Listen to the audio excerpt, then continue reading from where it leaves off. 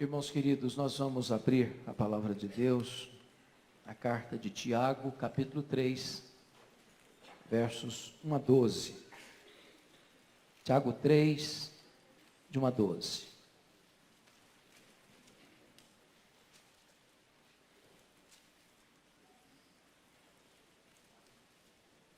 Tiago escreve assim: Meus irmãos, não vos torneis, muitos de vós, mestres, sabendo que havemos de receber maior juízo.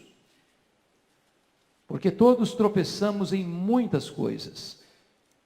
Se alguém não tropeça no falar, é perfeito varão, capaz de refrear também todo o corpo. Ora, se pomos freios na boca dos cavalos, para nos obedecerem, também lhes dirigimos o corpo inteiro.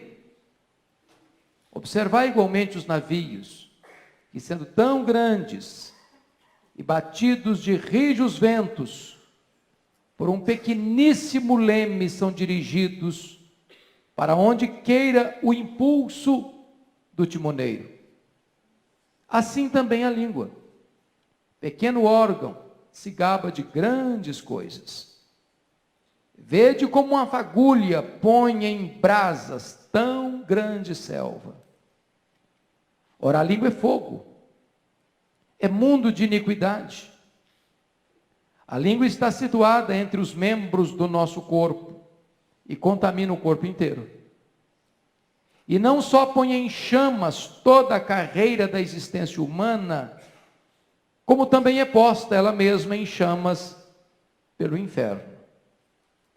Pois toda espécie de feras, de aves, de répteis e de seres marinhos se doma e tem sido domada pelo gênero humano.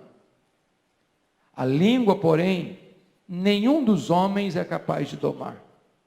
É mal incontido, carregado de veneno mortífero. Com ela bendizemos ao Senhor e Pai, também com ela amaldiçoamos os homens feitos à semelhança de Deus. De uma só boca procede bênção e maldição. Meus irmãos, não é conveniente que estas coisas sejam assim. Acaso pode a fonte jorrar do mesmo lugar o que é doce e o que é amargoso? Acaso, meus irmãos, pode a figueira produzir azeitonas, ou a videira figos? Tampouco fonte de água salgada pode dar água doce. Irmãos queridos, nós vamos hoje tratar aqui sobre o poder da língua. E eu estou seguro disso, que todos nós conhecemos o poder terapêutico da palavra. Quantos de nós, num momento de tristeza, de dor, de angústia, quando estávamos sendo amarrotados pelas circunstâncias da vida, amassados por adversidades cruéis, nosso espírito definhando, a nossa alma gemendo, nossos olhos cobertos de lágrimas, alguém se aproxima de nós para nos trazer uma palavra amiga, uma palavra doce, terna, terapêutica, que entrou na nossa alma como remédio divino.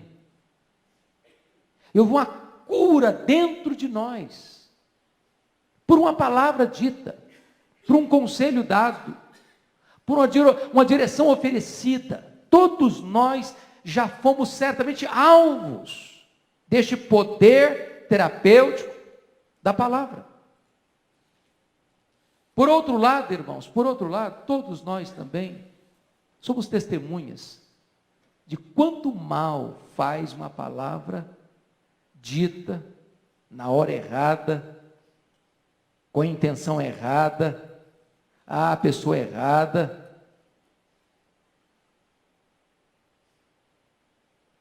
Em circunstâncias erradas, trazendo tantos estragos tantas feridas, tantos traumas, tanta dor.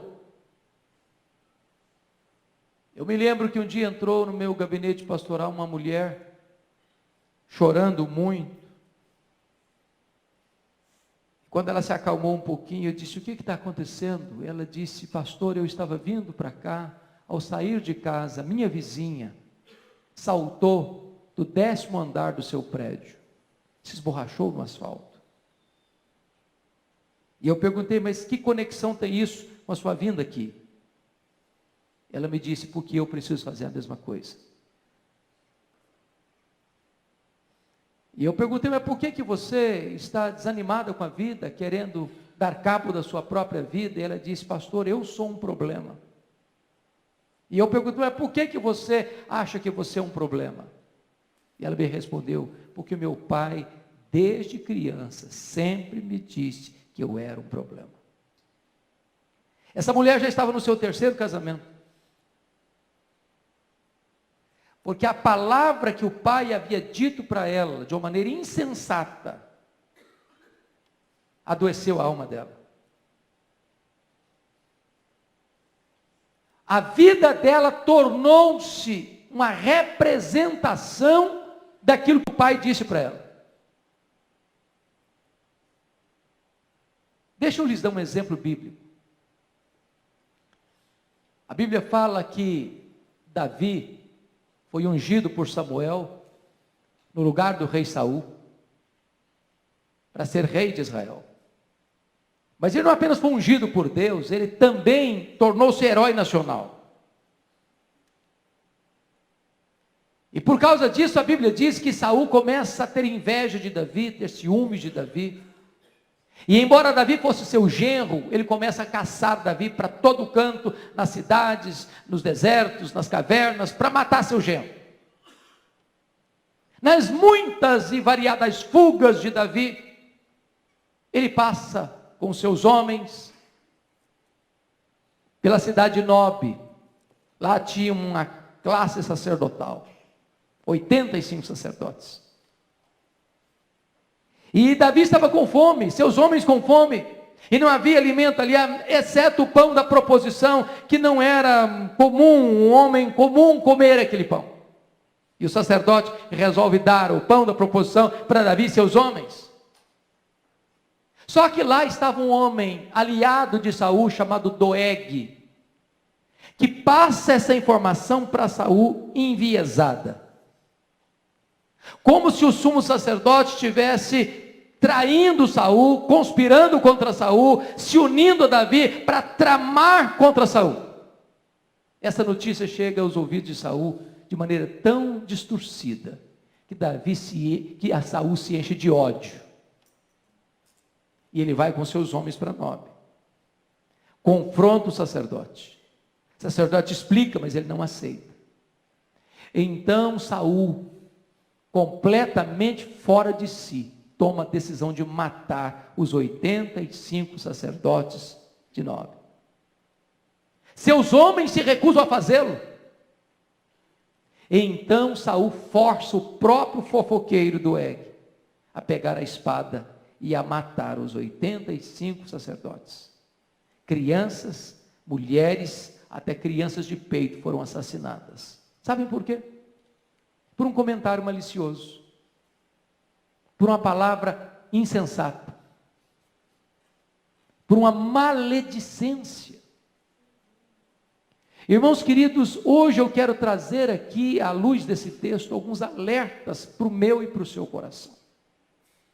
A Bíblia chega a dizer o seguinte, lá em Provérbios 6, 16 a 19, que há 6 pecados que a alma de Deus abomina. E dentre os 6 pecados que a alma de Deus abomina, 3 deles estão ligados à língua. Por exemplo, a língua mentirosa, a testemunha falsa. Mas dos 6 pecados, o que mais Deus abomina é aquele que semeia contenda entre irmãos. Um comentário malicioso, uma maledicência, uma fofoca. Isso traz um estrago irreparável tantas vezes. É por isso que Tiago diz aqui no capítulo 1, versículo 27, o seguinte, versículo 26, 1:26, se alguém supõe ser religioso, deixando de refrear a língua, antes enganando o próprio coração, sua religião é vã. E hoje, amados, eu gostaria que nós pudéssemos examinar esse texto de Tiago em algumas perspectivas. Então, com a Bíblia aberta comigo aí, Tiago começa a se dirigir aos irmãos nesses termos: não vos torneis muitos de vós mestres. Ou seja, liderança é uma bênção. Se Deus chama você para ser um líder, não pule fora. Mas não aspire os louros da liderança, pensando que esse glamour tornará a sua vida melhor.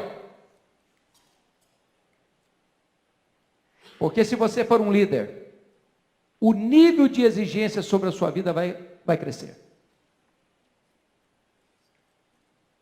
Quanto mais se dá, mais se cobra. Quanto mais privilégios, mais responsabilidade.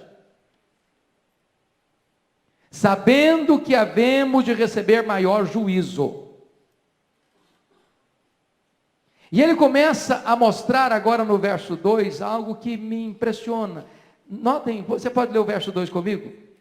Porque todos tropeçamos em muitas coisas, só até aqui. Quantos que tropeçam? Todos. Em quantas coisas? Muitas. É um exagero isso aqui, não? Tem alguém aqui que não tropeça?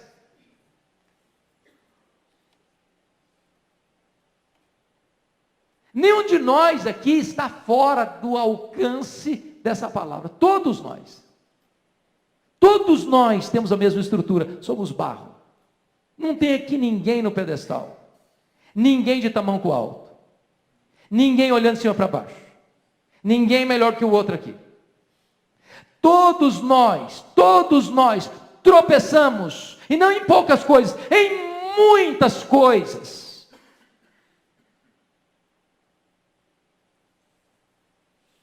Se você e eu olharmos para o outro, para o irmão, uma espécie de desprezo, eu sou melhor do que você já está encrencado, eu já estaria encrencado.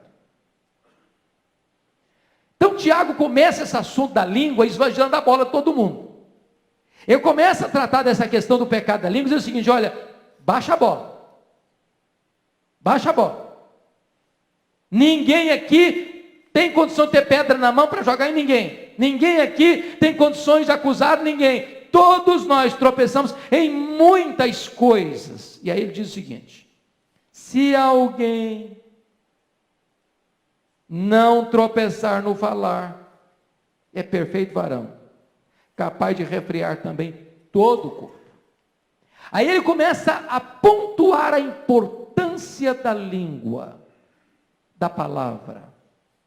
Se você é alguém que tem domínio próprio no que concerne a sua fala, a sua comunicação, a sua língua, então todo o seu corpo vai ter domínio.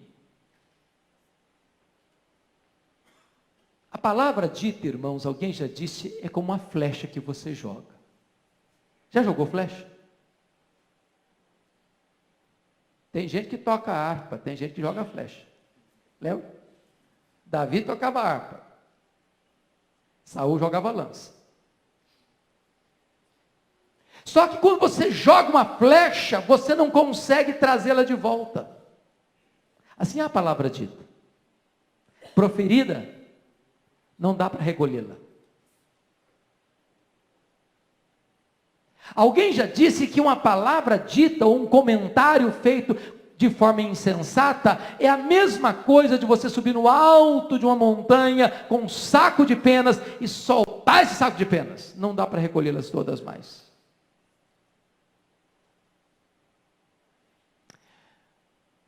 Daí, Tiago diz o seguinte: se você controla a sua língua, você é perfeito varão. Você controla o seu corpo inteiro.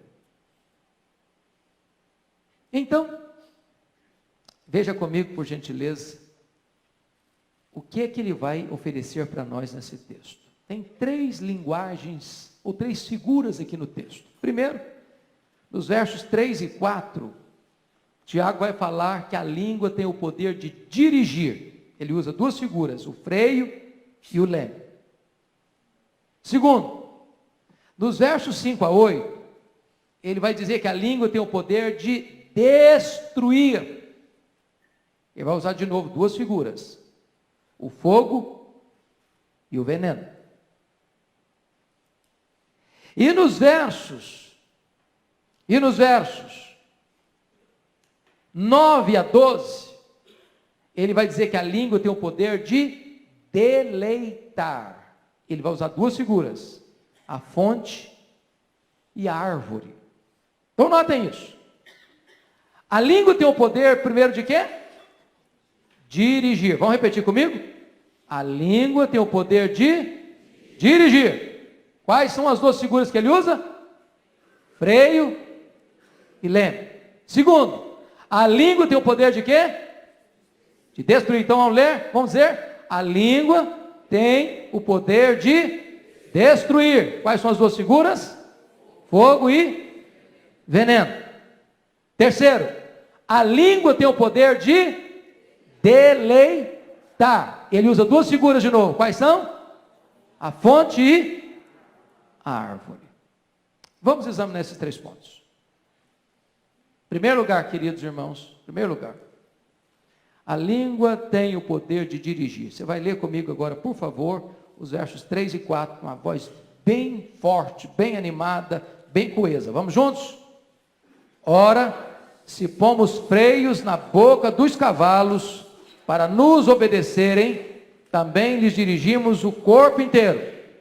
Observai igualmente os navios que, sendo tão grandes e batidos de rijos ventos, por um pequeníssimo leme, são dirigidos para onde queira o impulso do timoneiro.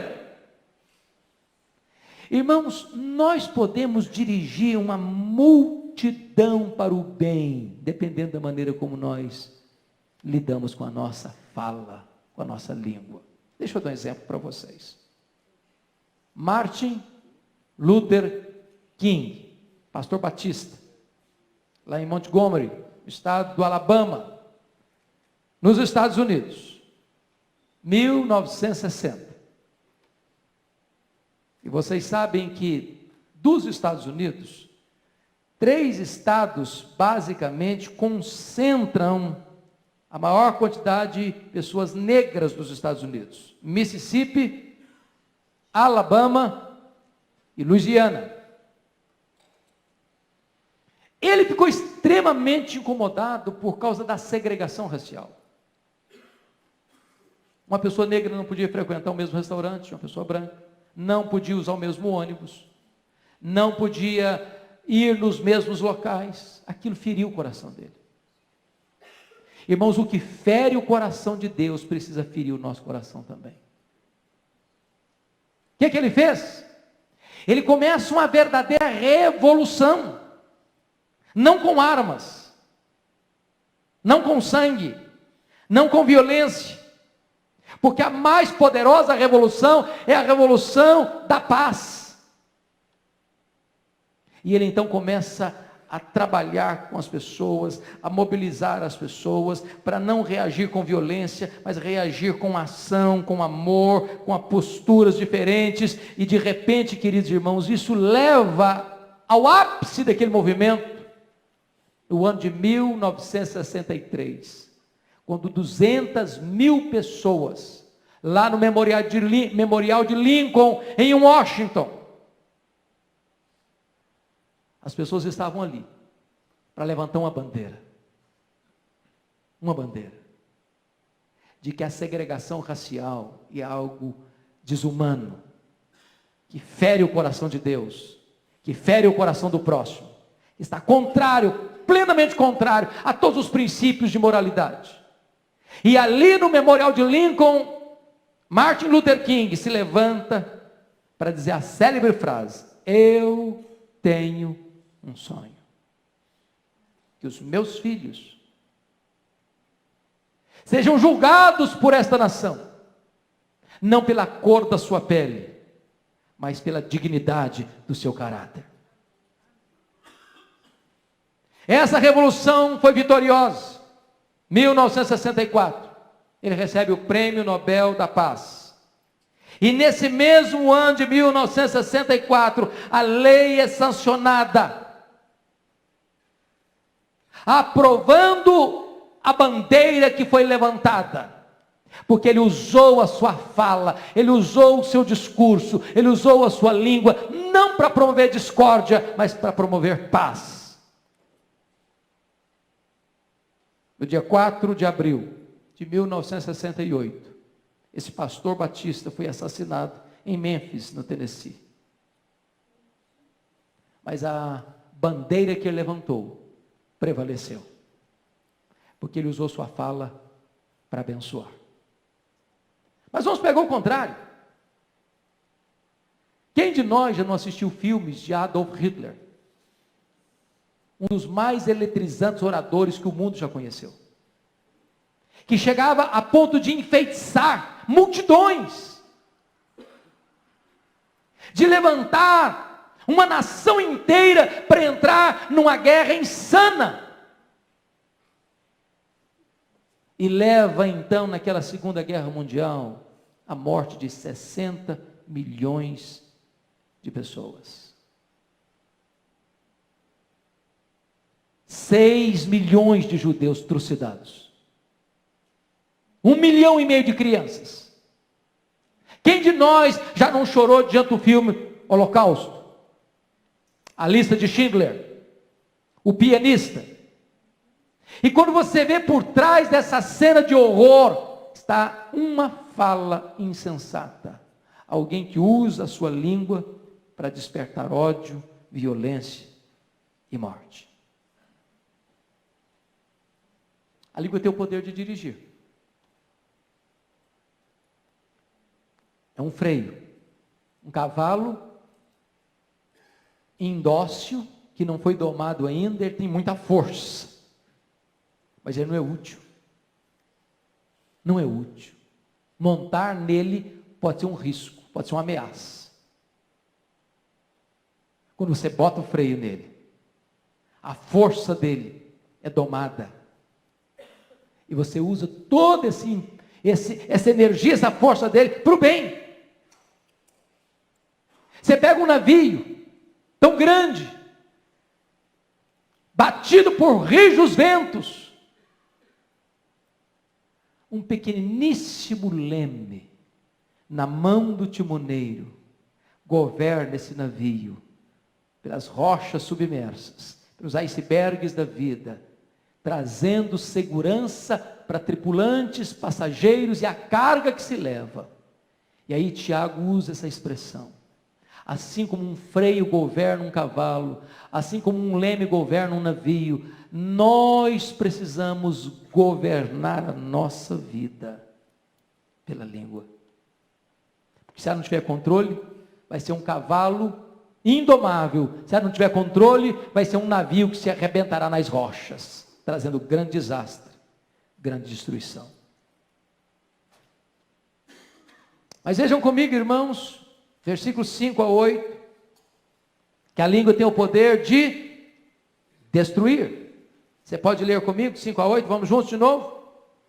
Assim também a língua, pequeno órgão, se gaba de grandes coisas. Vede como uma fagulha põe em brasas tão grande selva. Ora, a língua é fogo, é mundo de iniquidade. A língua está situada entre os membros do nosso corpo e contamina o corpo inteiro.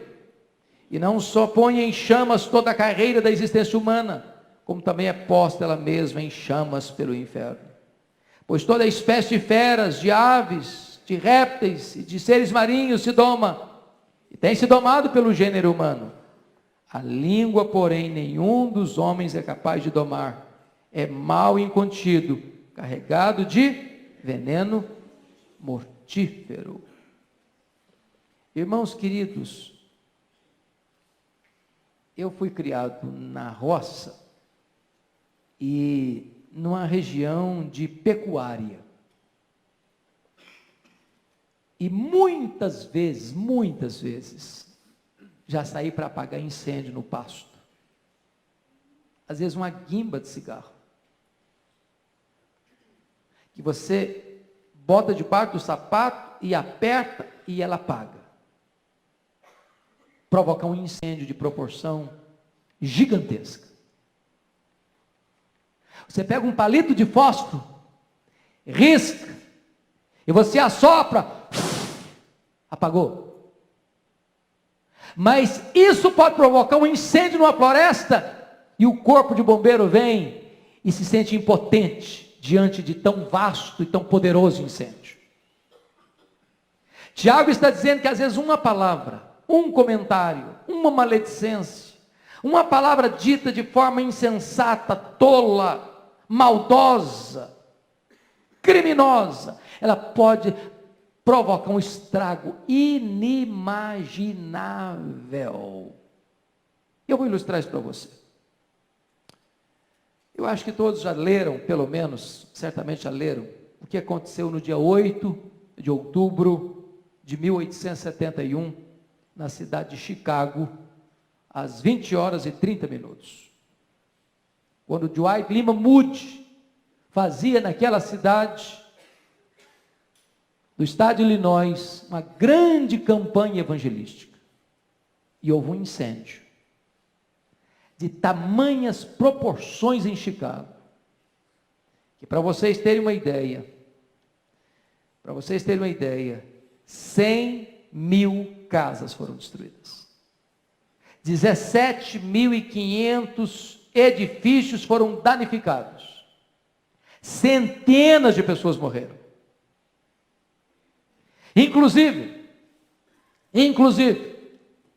o homem que compôs o hino que nós cantamos aqui hoje, como prelúdio do culto, Se Paz a Mais Doce, Dr. Stafford, perdeu grande parte da sua fortuna naquele incêndio.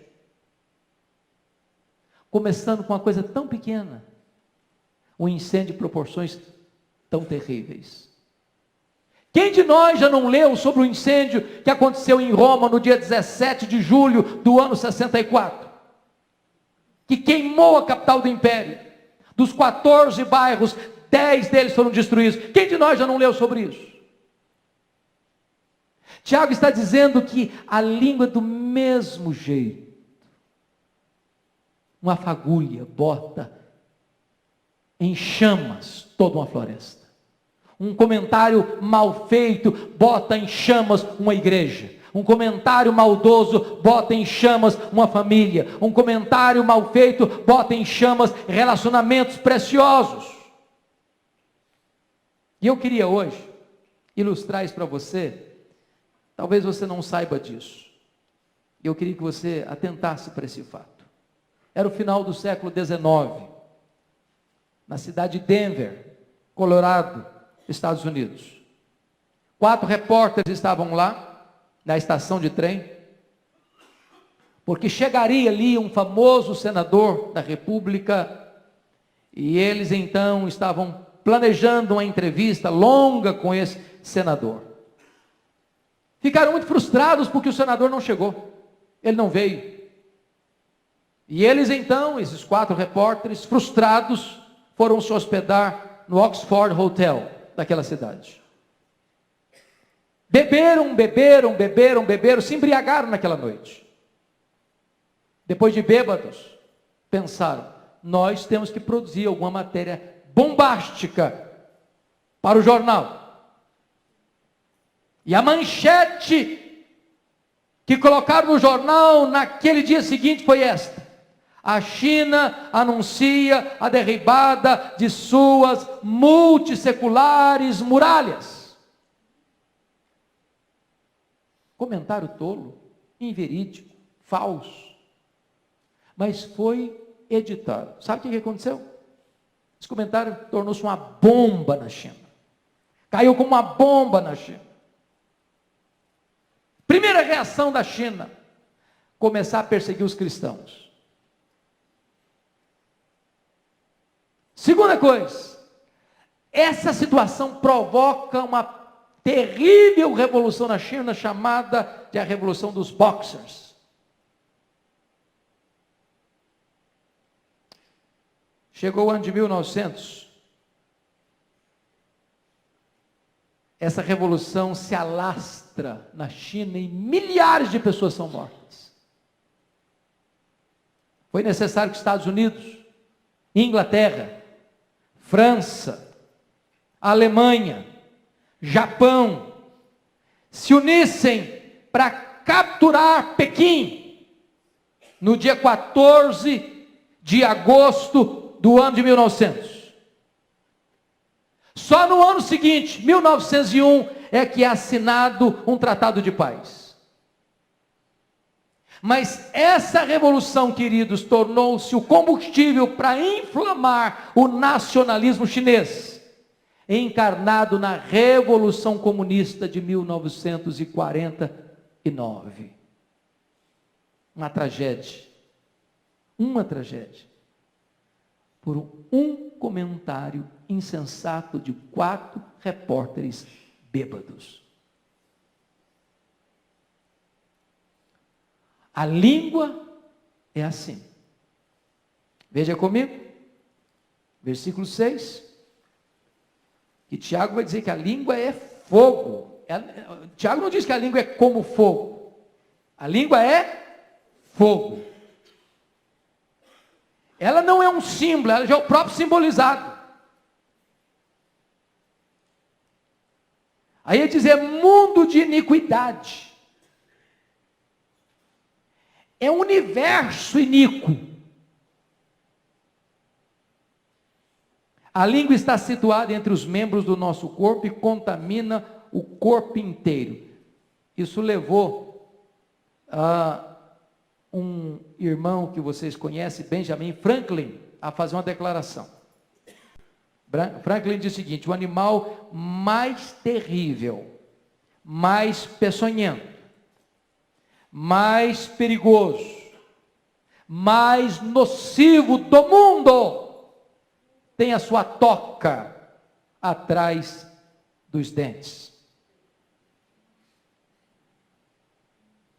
O mais perigoso animal, a mais terrível fera do mundo, tem a sua toca escondida atrás dos dentes.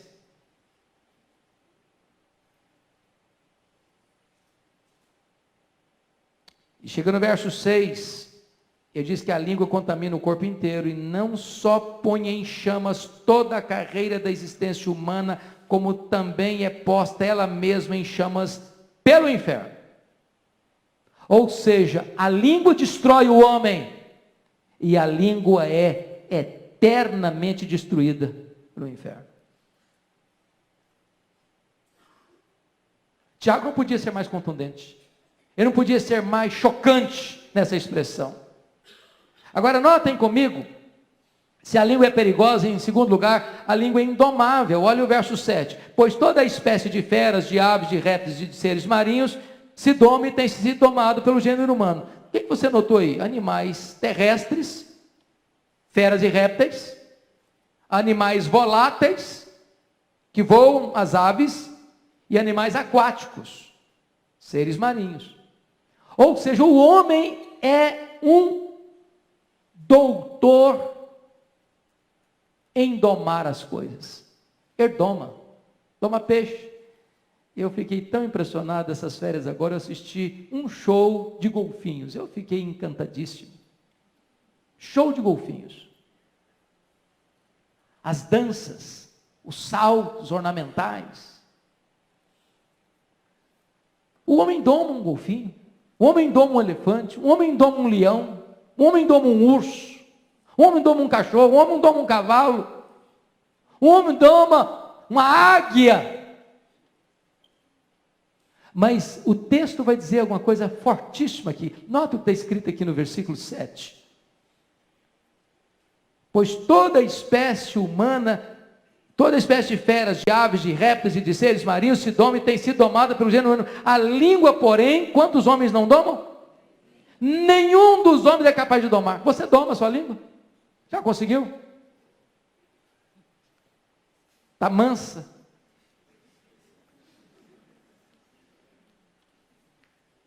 Você tem dia que não fica surpreso com você mesmo, não? Você não fica escandalizado com você às vezes, não? Hã? A gente fica escandalizado com os outros, mas tem hora que a gente se escandaliza, não? Meu, mas não é possível que sou eu. Mas isso não sou eu. É você mesmo. É você mesmo. O problema é que essa fera não conseguiu ser domada ainda.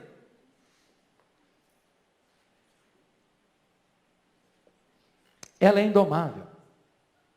Indomável. Mas, notem vocês,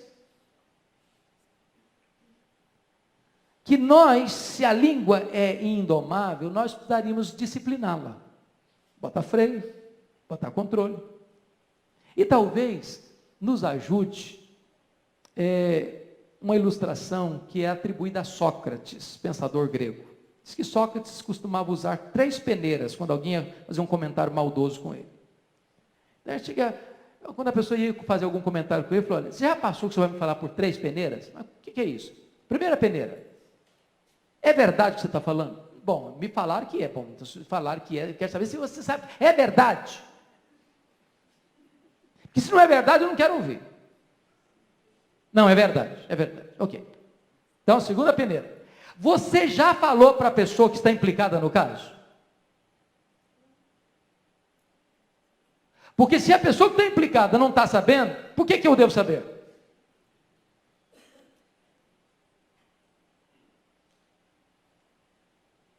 Terceira peneira. O que você vai me falar vai ajudar a resolver o problema? Eu acho que se nós pegássemos essas 3 peneiras, nós iríamos cortar na raiz muitos comentários maliciosos que nos são trazidos.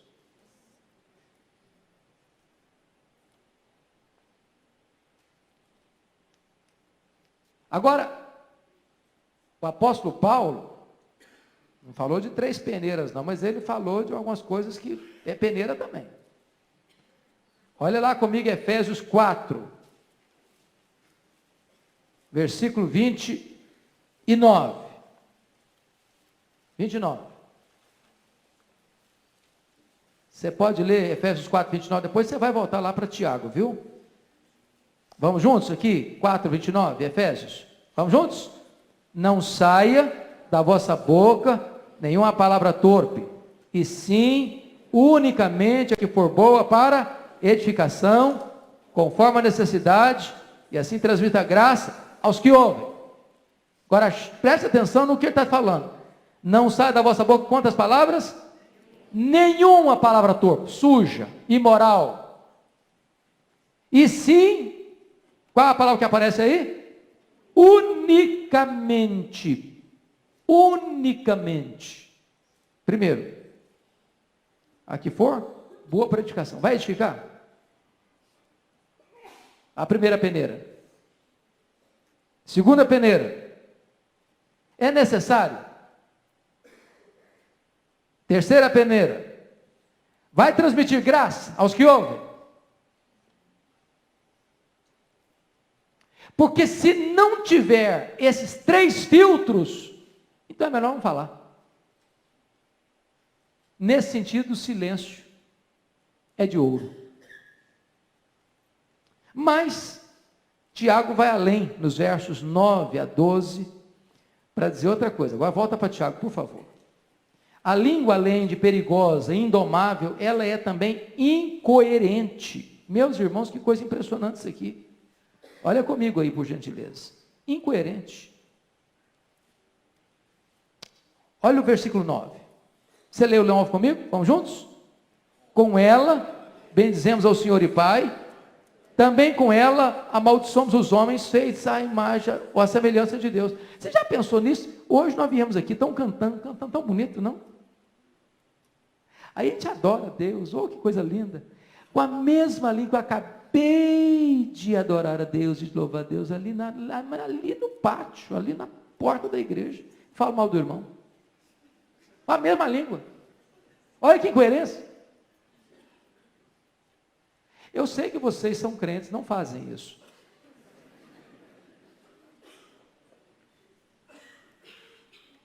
Porque se alguém aqui falar para mim que nunca fez isso, eu vou duvidar da sua honestidade. E aí, Tiago diz o seguinte: essa língua é perigosa, essa língua é indomável e essa língua é incoerente. Incoerente. Olha o verso 10. De uma só boca procede bênção e maldição. Que coisa impressionante. A gente abençoa e amaldiçoa com a mesma boca. A gente elogia e critica com a mesma boca. A gente encoraja e desce a lenha no outro com a mesma boca. A gente constrói e desmorona, destrói com a mesma boca. Que incoerência. E aí, Tiago dá um conselho. Olha o verso 10. Meus irmãos, está falando para pagão, não está falando para a igreja, está falando para irmãos na fé. Meus irmãos, não é conveniente que estas coisas sejam assim. Isso está acontecendo? Tá. Eu tenho aprovação para isso? Não. Não é bom que seja assim. Não é conveniente que seja assim. Olha o verso de número 11. A pergunta dele. Vamos ver o 11. Acaso pode a fonte jorrar do mesmo lugar o que é doce e o que é amargo? Você já viu isso? Você já foi numa fonte de água mineral? Tem água salgada lá? Você já foi no mar? Conseguiu beber água doce lá? Aí Tiago começa a perceber o seguinte, que de fato nós nos tornamos paradoxais, contraditórios. Porque da nossa boca sai bênção, sai maldição, sai coisa salgada, sai coisa doce, sai coisa que edifica, sai coisa que destrói. Chega no verso 12, ele volta a uma outra figura que nós vamos explorar daqui a pouquinho. Acaso, meus irmãos, pode a figueira produz o quê? Figo. Produzir azeitonas? Ou a videira produz o quê? Uva. Ou a videira produzir figos? Você já viu isso acontecer alguma vez? Tampouco fonte de água salgada pode dar água doce. Você não chega no mar e bebe água doce. E nem vai para uma fonte de água mineral e pega água do mar, água salgada. Então, dito isso, eu gostaria que nós pudéssemos pensar no último ponto, e isso eu serei muito breve. A língua tem o poder de deleitar. E ele usa aqui duas figuras, meus irmãos. Preste bem atenção na figura que ele vai usar. Primeira figura da fonte, versículo 11. Acaso pode a fonte jorrar do mesmo lugar o que é doce, o que é amargoso? A nossa língua pode ser uma fonte de água doce. Pode ser. Você ser um pacificador, você ser um encorajador, você ser um intercessor.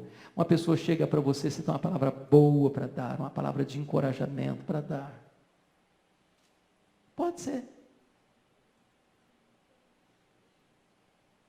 Fonte, pense comigo, lá no contexto em que foi escrito, do Oriente Médio. Lugar seco, muitas vezes deserto. Uma fonte era um lugar de esperança, onde as pessoas cansadas chegavam, se dessedentavam. Era vida. Lembra da história da Agar, no deserto? O menino morrendo, a água acabou, a provisão acabou, ela só pode chorar. Quando de repente Deus fala para ela: Agar!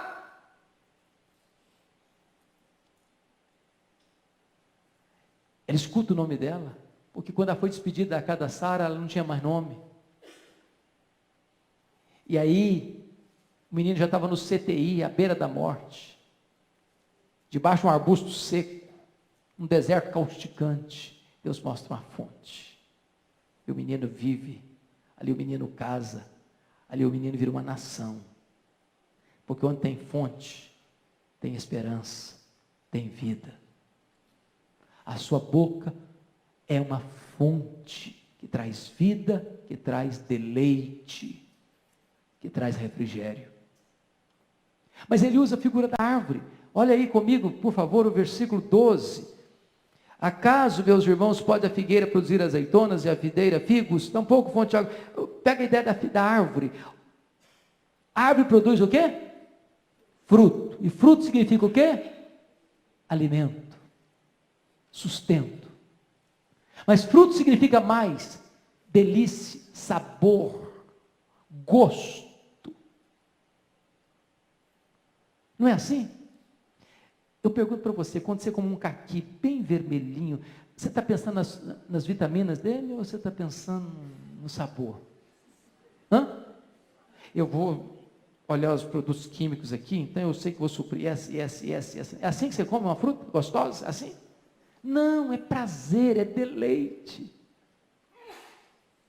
Agora eu quero concluir dizendo o seguinte: o que é um crente maduro? O crente maduro é um crente parecido com Jesus, não é isso mesmo? Atingindo a estatura do varão perfeito. Qual era a principal marca de Jesus, irmãos? Quando chegava uma pessoa machucada, ferida, o que ele fazia? Acabava de matar?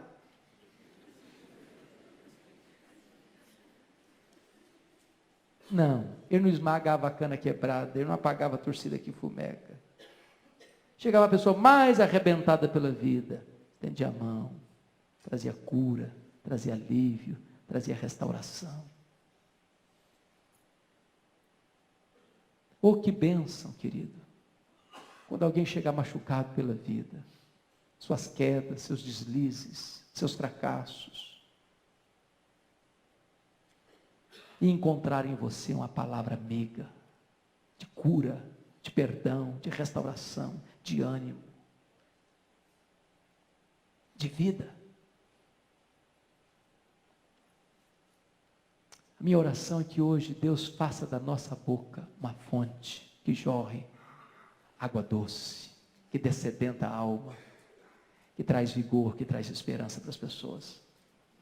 A minha oração é que Deus faça da nossa boca nesta noite uma árvore frutífera, que vai alimentar as pessoas, que vai trazer prazer e deleite para as pessoas. Que Deus nos ajude, para que a nossa língua nos governe, para que a nossa língua não nos destrua, mas para que a nossa língua abençoe as pessoas que estão à nossa volta.